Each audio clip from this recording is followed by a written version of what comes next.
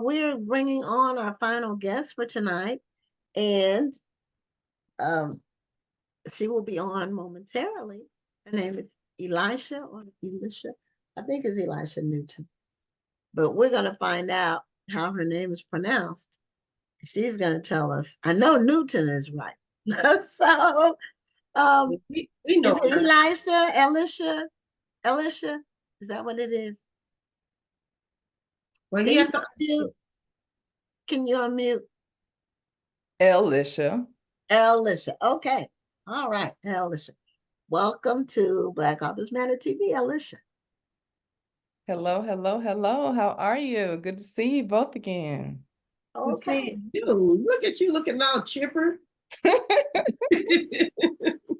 And you have your book called You Are Powerful. So you want to show us the cover of your book. And you have a master's in education. And Yes, your book is for children primarily. yes. It's resonating with all ages. I have adults to say, I need to have this book for myself because it's a book of affirmations, literally.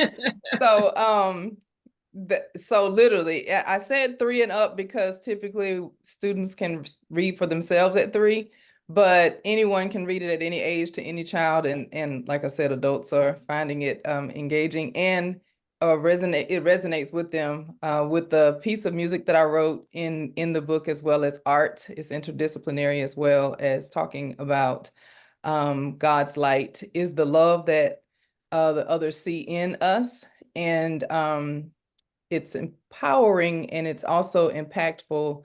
um, as an educator, one of the ways that I make sure that if I'm leading a group of scholars, youth or adult scholars, or if I'm working with leaders who have a group of scholars, I have them to think about students who may be reluctant readers in particular, and making certain that they feel what I say in this book, which is they are amazing. That's what the name of the song is that I wrote in there.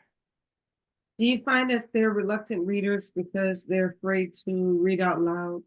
I mean, because of judgment? That, and also if they don't understand what they're reading, they shut down and they don't have the confidence that they need. So one of the things that I'm always talking to leaders about, whether they're educators or stakeholders, and when I say stakeholders, it's anyone in the life of a youth or adult scholar, is allow them to walk and talk and solve problems, because they build that confidence when they do. I'm a Girl Trek leader and crew leader, and one of the things we do is walk and talk and solve problems. So I tell leaders, allow them to do that before school, after school, or during advisory, or make it a club. And if it's a club, all you need is one adult to sponsor it, and just like, and what goes on in Girl Trek stays in Girl Trek, just like Vegas used to Goes be. on in Vegas. It And used to be also like on the that back in the cruise. day. And then we also say, if you want to hurt yourself, of course, we have to self-report as an educator. But that's one of the reasons why I use my book and others with my consulting and professional development for leaders, and say that all of that exact thing, in addition to helping them create action plans to eliminate the disparities of scholars now reading on grade level. Okay, are they still teaching phonics in school? So we are teaching that it has come back again, because at one point it was taken out and now it's back in the last 5 or 10 years. So I didn't like that sight words thing. I was trying to teach my child phonics and they were trying to teach her sight words. I'm like, these two are not meeting. they need to do both, not one or the Yeah. other. Yeah, I think so. They use every tool. But Yeah. phonics it just helps you to sound things out. Then you start to associate certain word letter groups with sounds, and it's easier to learn to read. Right. Especially when some children are getting a late start. Some children are learning to read at home, but a lot of children are not learning to read at home. Right. And their real first experience with reading is at school, I guess kindergarten or maybe pre-K. I guess it depends on the state you live in. I think that pre-K is half a day. It's half a day some places and it's full day some places, but it also depends on your socioeconomic status because you cannot qualify to go to pre-K if you make too much money. It's Yeah, sure that's that They have half a day cap. my daughter works. She's over there all day. that, Yeah, it that's just depends on okay. the school district. Yeah, I think it is. Here in Texas, it is based on your income. So you can't go to pre-K if you make too much money. Right, Well, not the public pre-K right. if you make too Oh much yeah, you can go to private pre-K all day money. long Right, when you get right. paid. Right. Well, public pre-K is only for Yeah, certain income children. And a lot of them may need more help. If you read at home, you're gonna really be so far ahead of children who don't read at home. I don't yes. know how they And really make the classrooms work um, in that regard because so if you just talk to your children, research says when you're in the grocery store, for example, this is an orange, this is an apple, having conversations, how was your day? This is, what is this, talking to them. They come to school with a 3,000 word, um, vocabulary. actually there's 3,000 that the other children whose parents don't talk to them come with a 3,000 word deficit. Oh, advantage. Oh, okay. Yeah. So I if you didn't don't see talk that. to your children and you're putting them in front of the TV or a Okay. device, then they may have 3,000 words of a deficit in pre-K. So Okay. then it builds Okay. as they go from pre-K to kinder, because many kids don't go to school till first grade. Right. I thought So they kindergarten. come with 3,000 words in pre-K that they're missing, and then the kinder it builds. So yeah, that's just conversation, which is reading readiness as well. Right. So that goes to show, or it even more solidifies the fact that we shouldn't be using baby talk when talking to our kids. Absolutely not. One of the things as my own children, they're adults now, but back when they were little, that is part of my mom was a teacher, my grandmother, aunties, so my husband's aunt was my 7th grade English teacher. Like literally the whole family has always talked to the child and asked them what they were thinking, but never baby talk. Mm. Yeah, I talked to my daughter just like I would talk to an adult from when she was really born. I never did the baby talk thing. And when she was 3, she could engage in lengthy conversations with adults. And people wonder, well, how did you do it? Because I talked to her just like I talked to an adult. You know, I don't, in terms of the vocabulary, the conversation. And if there was a word she didn't understand, I explained it, to her what it was. There you go. That's important. Very important. It was a great conversation. Vocabulary. That's what you were asking earlier, Dr. Rhonda, not just the deficit of the words, but also the vocabulary, not just using baby words, but introducing the students to more words each day. Right. And tone matters as well, Yes. because if you talk to your child in anger all the time, and I hear this unfortunately a lot of times in the grocery store and Walmart, people are just, yelling at their tone with their kids is always an angry tone.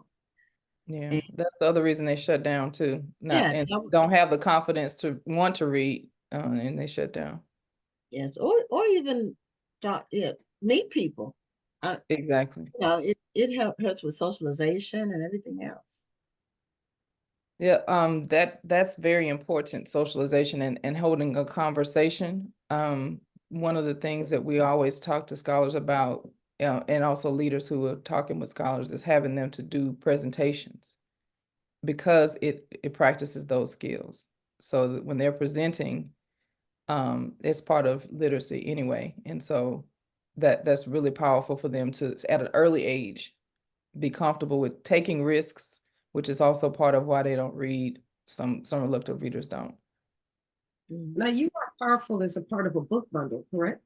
Yes, so it's You Are Powerful in Action, and also a companion guide to You Are Powerful. So You Are Powerful, a companion guide and You Are Powerful, you write in it as you go, as you're writing, reading it. And, you know, whether you're in a presentation with me or speech, or if I'm speaking with a group of scholars or adults, or if you're just reading it on your own. And then You Are Powerful in Action has also been presented as a workshop. And You Are Powerful is also an e-course. So when You Are Powerful in Action, the reader actually goes through the process of reading and making reflections and feedback, giving feedback to the prompts they're given. And also at the end, they are prompted to use the ideas that they've brainstormed to create a book, a play, a production, another new ending to the book I've written, you know, a plethora of different things that they can themselves take action with doing and showing how they're powerful. I have a question just about you, and since you're surrounded by teachers, did you ever consider being anything but a teacher? Did you know you were going to be a teacher when you were a little girl?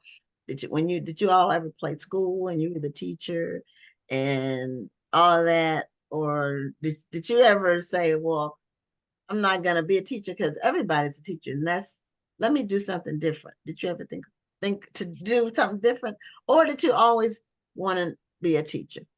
So I was going to be a lawyer. Okay. And which, I mean, we debate in education anyway, but I and also a singer because I sing. So I had a couple of different things I was gonna do. So actually, I went to school to be at Dillard University, an undergraduate, to be a music teacher, and our professor suggested that we do regular education as a degree because they were cutting music programs, which is ingenious, and I'm glad they said it. Oh. And I ended up having science, technology, engineering, and mathematics, and I've taught social studies, literally all subjects.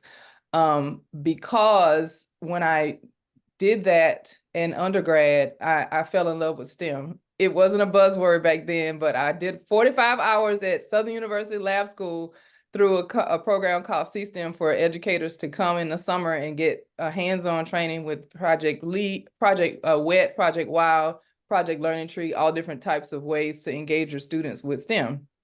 And so I was hooked, and I did my master's as educational leadership because you know, I've been director principal,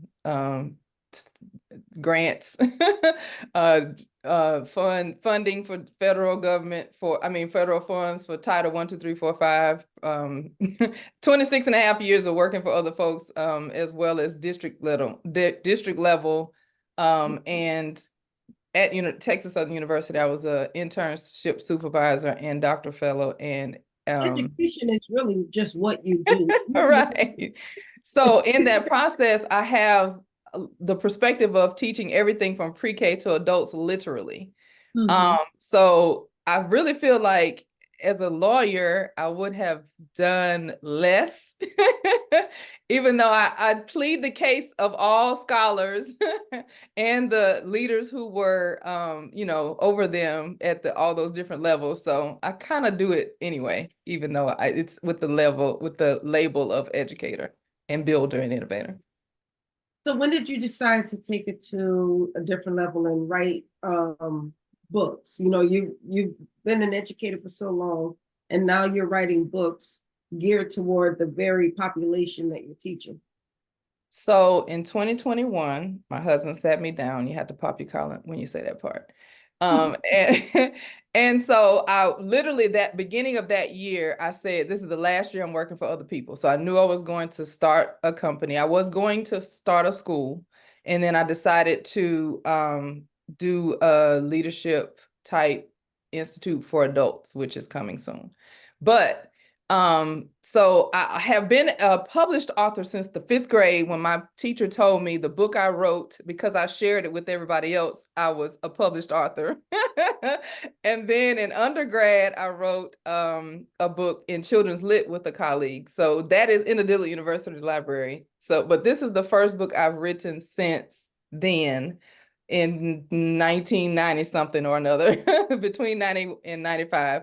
And literally I woke up, I wrote a book that is actually, the pre-orders started today, How to Love Your Job Daily for Educators, 7 Secrets to Understanding Health Equals Wealth. But this book I wrote second, and literally out of my sleep, I woke up and wrote this book. The Lord gave it to me. So in 7 days, I got the illustrations and all that ready, and then within 30 days, it was published. So that was a very long way to say in 2003, I wrote this book, You Are Powerful, and then came Companion Guide to You Are Powerful after presenting at a STEM camp. Actually, I took the students through that process. And then You Are Powerful in Action came from that presentation as well. So 2023 is a very short answer to your question. You seem like you really enjoy engaging with students. I agree. I do. Yes, yes, yes. And I feel compelled to work with their leaders, whether they're in a classroom at the campus level, higher ed, or whatever, so that I can reach more of them. Okay. So yes, I, my I passion think is it's for calling. little people, because as a young girl, I loved math and science, but girls weren't really encouraged to thrive in math and science. And I didn't think I was a good math student back then because I was making careless errors, is what I found out. And then when Eloise Williams, I will never forget, she was a counselor, but she was her background in a middle school, but she walked me through the steps, and I was writing it to everything, trying to cram it all in one space, wasn't giving myself enough space, just making errors.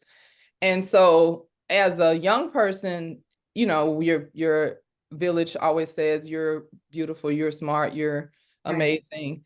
So at that point, I started to listen and believe through their prompting. And then, you know, I saw the excellence in myself as well. So I think about that student, me as that little girl, when I'm talking to other leaders, and I have them to think through that, because I don't want any girl to feel like she can't do well in math, because I felt like that, and I took doctoral level statistics and did well. So I mean, 28 years of marriage and 30 years from college and doctoral level work, you know, if I can do it, definitely any girl can. And then for our boys, same concept, because a lot of times we put emphasis on one group, like let's make sure girls are in STEM, and then we don't make sure the boys are getting everything that they need. So that's why I have girls and boys on the front of the cover.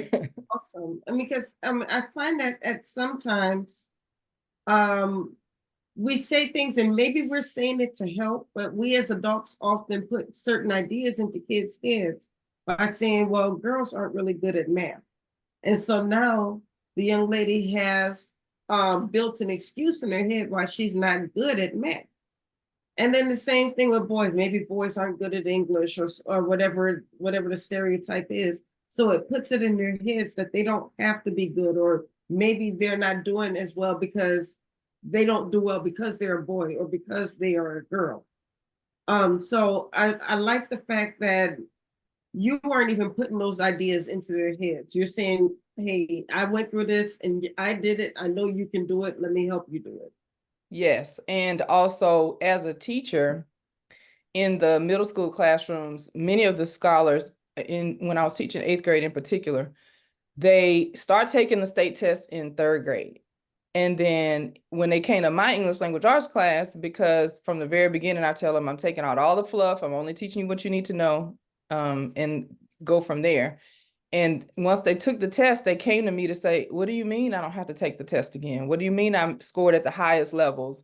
You know, and then they say it was easy. Well, that's what we said at the beginning. I already told you, you know, so they're like, oh, and everything. And then they start talking to me about what skills that we did in class, the root words and things like that, that helped them while they were taking the assessment. So it literally was a mindset shift for them, because they knew from the beginning, because that's what we said all year. And then for them to actually see it, and then not only not have to take summer school and not have to take it a second time, and then get the accolades for, you know, academics as well as the attendance being better. So I had the same kind of results that with Texas Southern with the people who were in principal certifications passing the test the first time. So just always stellar results, because, you know, the expectation is you're going to exceed my expectations, which are already high.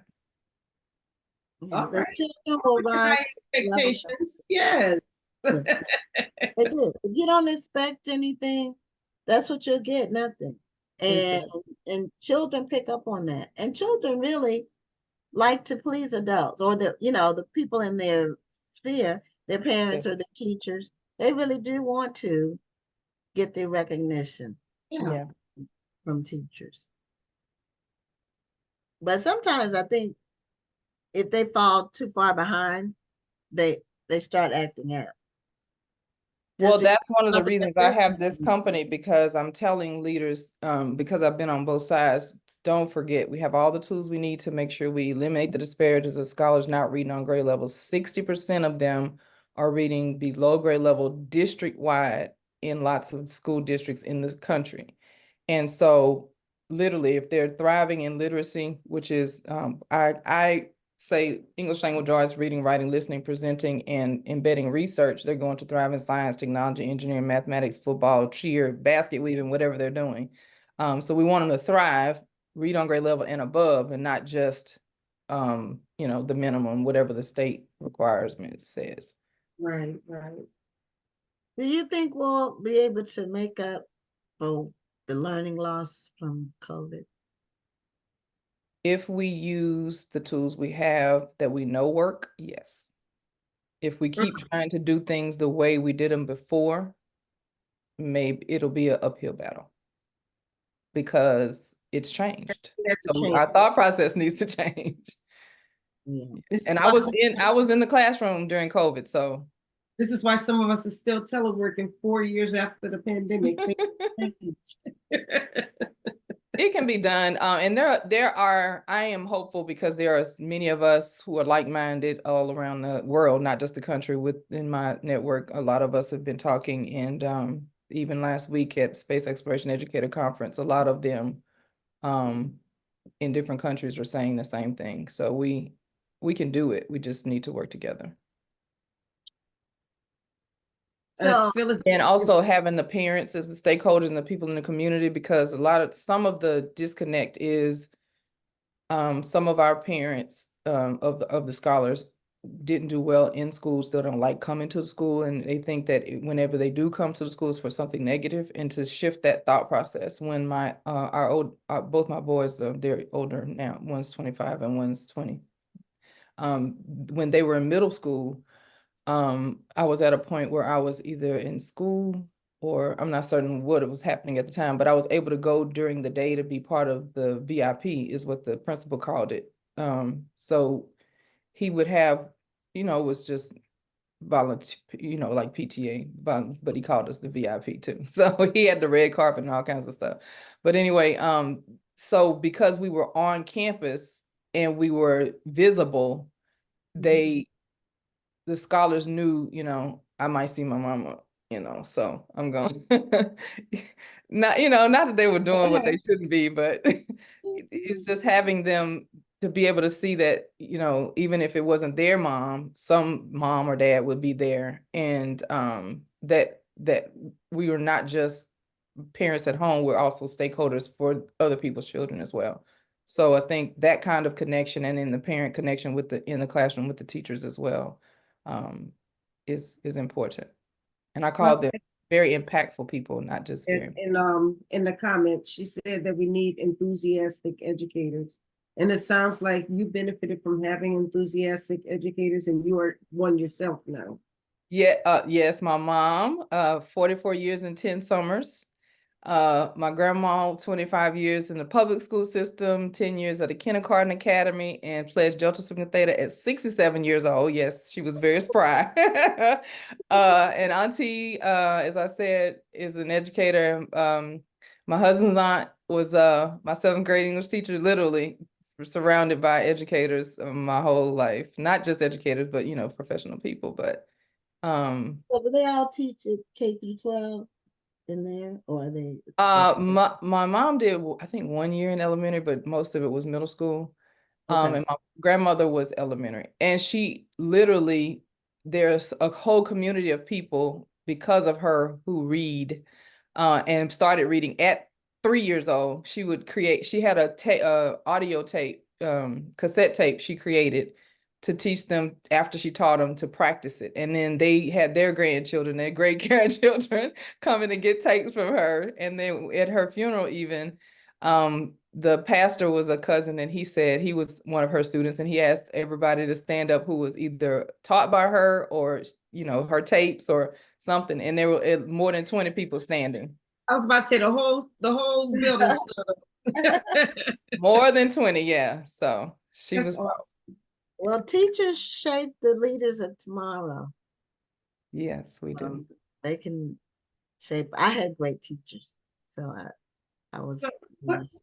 we'd be remiss without if we didn't ask you, what is your advice to my daughter's a teacher, and I think your daughter's a teacher, right? Oh no, she's an accountant. She Oh, does. wasn't she? Didn't she teach for a little? I could have sworn I heard you say she did. Well, never My, mind. My daughter. my niece taught. Oh, The okay. one Well, that was in New my Orleans. daughter. The one that was in New Orleans was teaching. Oh, okay. So Okay. that's probably who you're talking about. Oh, okay. Well, what is your advice to up and coming teachers? Maybe people who are thinking about going into the profession, or maybe they're new to the profession. What is your advice to them? So I've written courses to share with people at the college level who are becoming teachers. And so the same advice I give them, you have me as a contact. My information is on the screen and in the chat. Literally, whatever you need, we are here to help you. Do not get discouraged. Ask for help, and ask as many times as you need it. Literally, my company is in existence because we are making certain that leaders like you have caring, competent, culturally responsive proficiency in teaching whatever your content area is. And we encourage you to collaborate with other content area leaders, and also have a mentor. And I became the mentor that I didn't have as a director principal, because the people I called answered, but I expected to have one person, guide me through, and ended up having to have it all in one place. So part of the mentorship we do for adults as well as youth is having all in one place at Renewed Spirit Publishing, whatever you need in schools to happen. So literally, like I said, I have a global network with my colleagues. So whatever I don't know, somebody in my network does. And we have all the resources you need to do whatever you want to do. And we will walk you through how to get that done. All right. Renewed Spirit Publishing is the website, and you can find me on Linktree. All my Linktree is to X. I was about to say Twitter, and LinkedIn, Instagram, as well as Facebook. Renewed Spirit Publishing, and then of course they have Ellisha Newton, because you have to do it as a person as well. So you'll see Ellisha Newton and this little icon here that says Renewed Spirit Publishing. Okay. You'll find that there. Okay. Because sometimes you need a renewed spirit. Yeah. Well, Well, Annie we Woods put your is link in watching. the chat. Yeah, I wanted to tell her Annie Woods, who's watching, says that her favorite quote regarding students is, "My teacher thought I was smarter than I was, so I was." And so guess who that is? on target. Is this one of your? That's my mama. Your mama. An educator, the one I was just Okay. talking to you about. Okay. Yeah.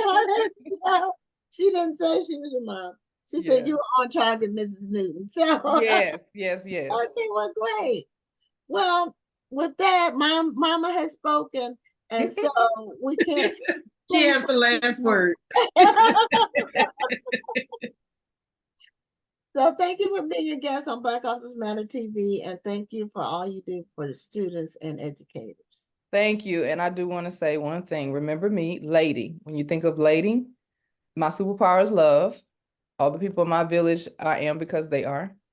I release any stress that I'm having with making sure that I inject fun, jubilance, and self-care in my day daily, and I encourage others to do the same. A, I appreciate you. D, what are your dreams? Allow me to help you walk through the process of making those dreams come true. And you, I see you, I believe in you, and what you have to say is important. Okay. Beautiful. Well, I thank love you the way to again. end the show. Yes, yes, Okay. yes. Thank you for inviting me. Thank We you are for being at the here. very end of our time. And so we're going to say good night to everybody. We'll be back next Tuesday night at the same time with 4 amazing guests. I'm Gwen Richardson signing off. And I'm Dr. Rhonda Lawson. Have a wonderful evening and a great week.